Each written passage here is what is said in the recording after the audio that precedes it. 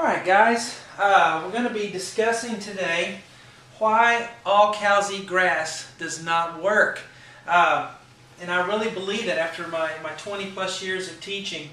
When I was a kid, I learned the notes on the staff by little jingles. We had, let's see, Every Good Boy Does Fine for EGBDF. Then we had FACE, of course, F-A-C-E. Then we had All Cows Eat Grass. That's one I remember the best. And then what do we have? Good Boys Do Fine Always. And there were jingles. And we memorized the jingle. Anytime we needed to know a note, we'd go through that jingle in our head. Next note, go through that jingle. Keep doing the same thing. The reason it doesn't work, it works in the beginning. When you first start, because you don't have very many notes. And you can use that little jingle to help you get notes, to here and there to get you by. But the problem is when you go further and you get to more advanced music and you have more notes, you have to do those little jingles for every note. It really gets time consuming and you bog down. The best thing to do is to learn the thing, not to learn something else to help you remember the thing. When you learn your times tables and you learn 2 times 2 is 4, you don't actually do the math in your head each time. You don't think 2 and 2 is 4, or you don't count to 8 7 times to figure out it's 56. You just memorize 7 times 8 is 56. And that's the same thing with here, except there's a lot less to memorize, I think. One of the hard things about piano is the bass clef is different from the treble clef, of course, and some of us never get over that. And I think these jingles that we learn when we first start piano lessons get in the way of that. And there's only really 24 notes to memorize. Did you know it was that few? And what I'm doing is giving you here my keys to real sight reading. Now, most of you know I do my whiteboard series. I do kind of by ear, and I use letters and pictures and diagrams to teach music. I was thinking about doing a series on sight reading, an actual note reading, and help my own little method that I developed to help you become a fast, effective sight reader. So you don't have to sit down and take forever just to play something, even though you feel like you could physically do it. The reading of the notes just holds you back. So I was thinking of creating something for that. I used to be an awful sight reader. I mean, just horrid. And my ear really held me back there because I would use my ear and not read the music. And I figured out ways to help myself, and now I'm a pretty good sight reader. I can pretty much read anything you set in front of me. Maybe not a list etude or anything, but anything easier than that I think I can do pretty well on.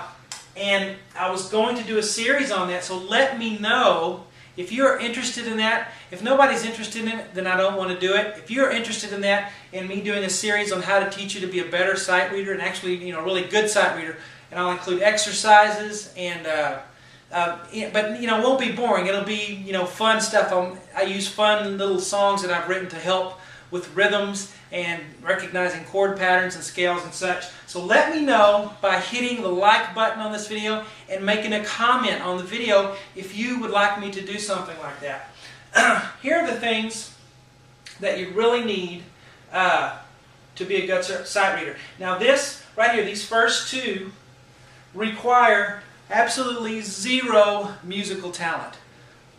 That's why a lot of times you can find somebody who can just read the spots off the page, but they can't play anything by ear. I imagine most of my viewers here have a really good ear, but they can't read music that well.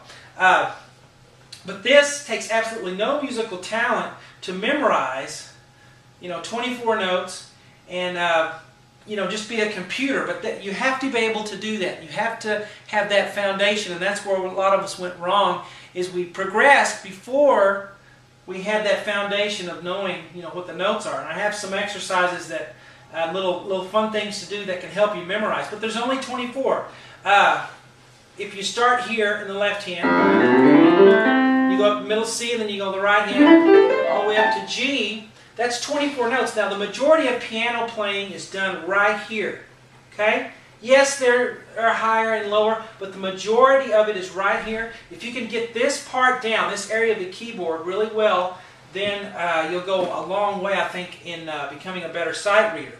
Now, so we're definitely not going to use All Cows Eat Grass. We're going to memorize the notes, not a jingle. and I have some ways to help you to do that. And we have to change some bad habits, probably, that is what we usually end up doing. So that's the first thing, 24-note real memory. I'm talking about really knowing.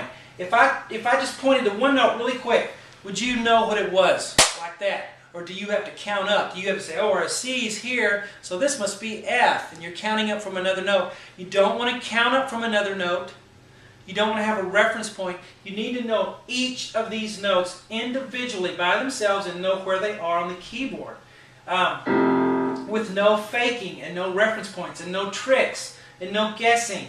Okay, so that's what we're after. And there's only 24. Did you realize that? There's 12 on this side and 12 on this side. The second thing is what I call keyboard awareness. And that is aware by feel of where you are on the keyboard.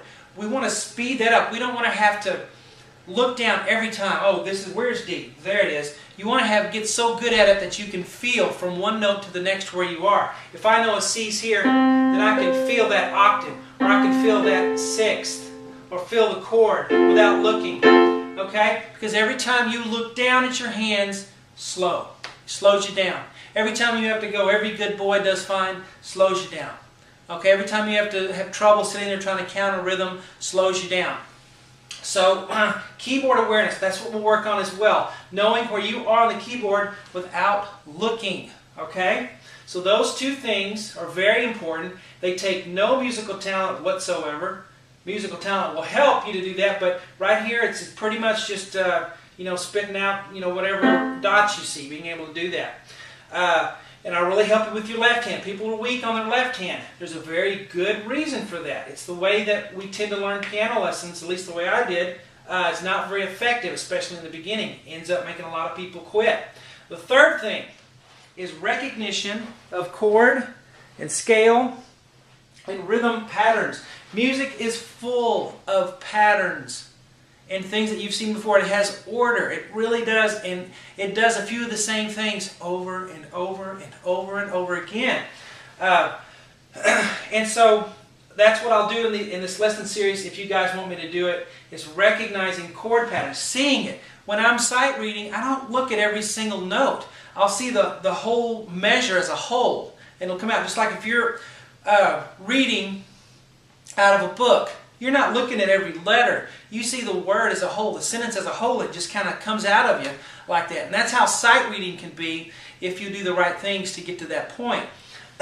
So we're going to see patterns, learn to see the whole measure as one unit and let it just kind of come out of us without having to think about it. If that sounds impossible, it really is possible if we do the right things. Scale patterns. Music is made up of chords and scales, period. It really is. You show me any passage in music that's real tonal music, and there'll be bits and pieces of chords and scales, and that's what it's made of. That's the building blocks of music. Rhythm patterns. People have trouble on rhythms. They can't. They sit and try to count it.